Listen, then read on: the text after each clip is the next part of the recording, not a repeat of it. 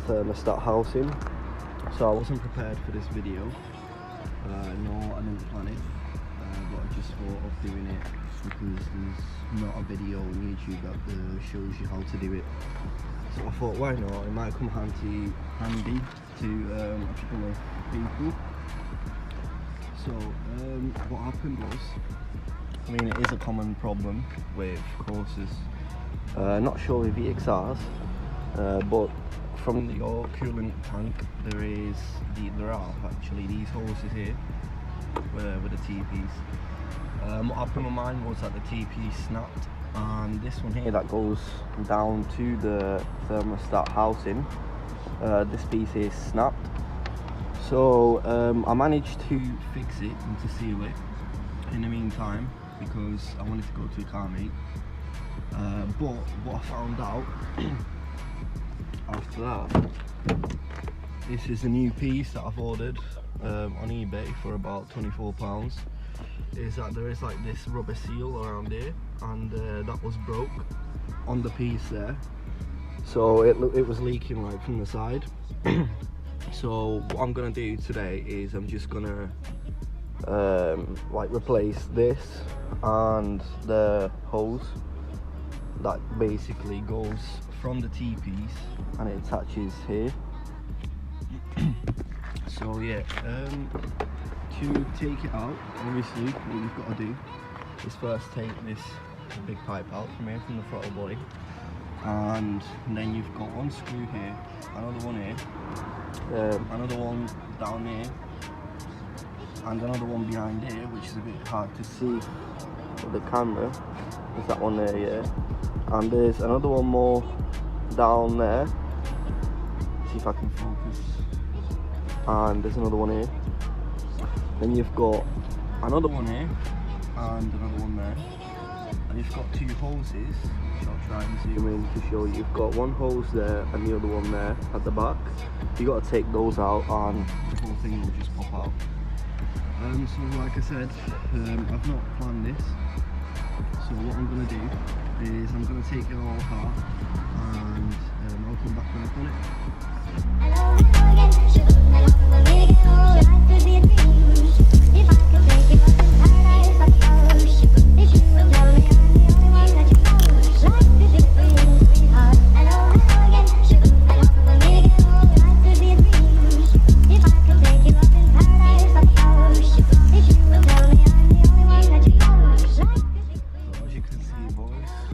That's what it looks like when you take the thermostat sensor out from there. Obviously it's leaking, but it's normal because we've got some coolant there to put back in. So yeah, I'm just going to take the other bolts out and the back hoses, and then I'm going to come back to you.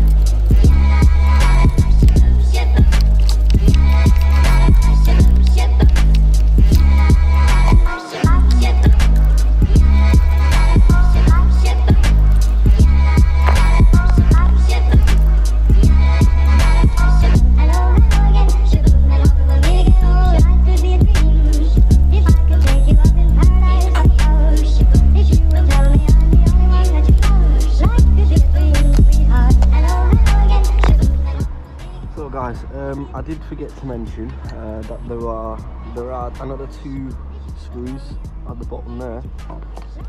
I don't know if you can see them right there, and you do need to take this metal clip out so you can remove the sensor, and then you've got to like take these clamps out.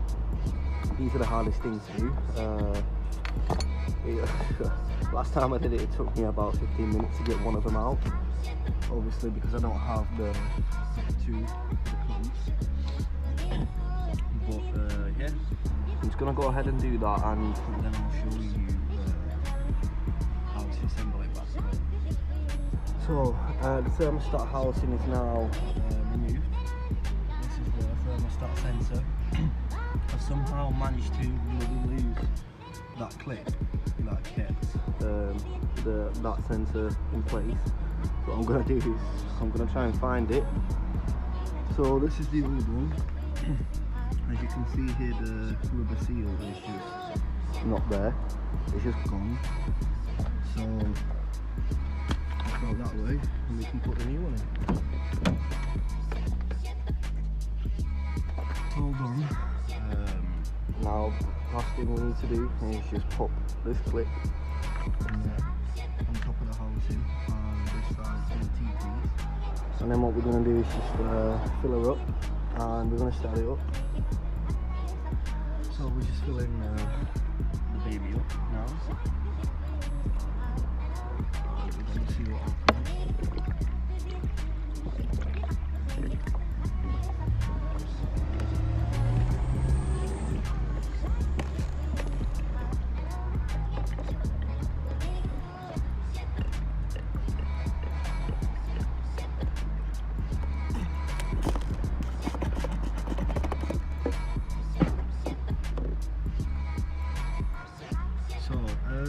One thing that I forgot to mention as well was that if you do have this problem and you do what I did, you do have to bleed the system because obviously it's a pressurized system.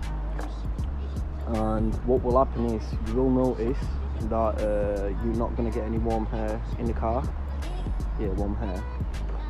You're not going to get any warm air in the car.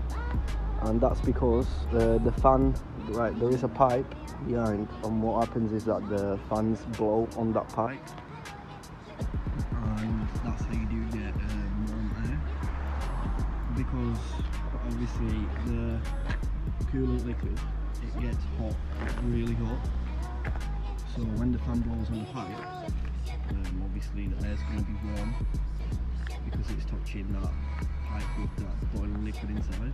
So what you've got to do is you're going to have to let the car run for like 10 minutes and then turn it off and turn it back on and make sure that obviously you are getting warm air. So just kind of like let the system bleed itself. What I prefer to do is to start it up and leave it without the cap running, just so that the air comes out.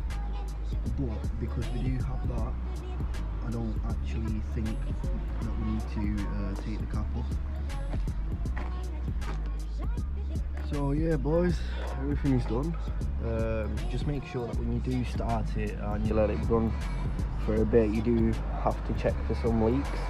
I mean, you don't have to, but it's better if you do. So we're just going to start her up and we'll see what happens.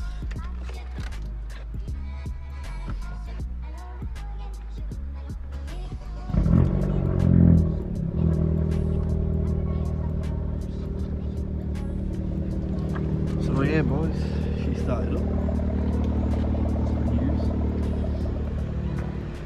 Just going to check for any leaks.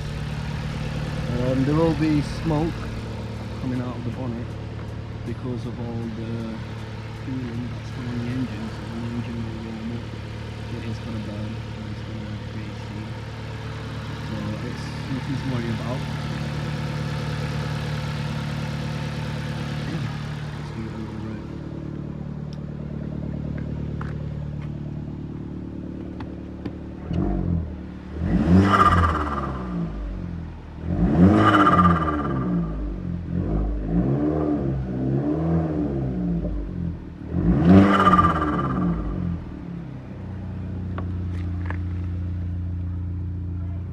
Yeah, I do need to clean the car.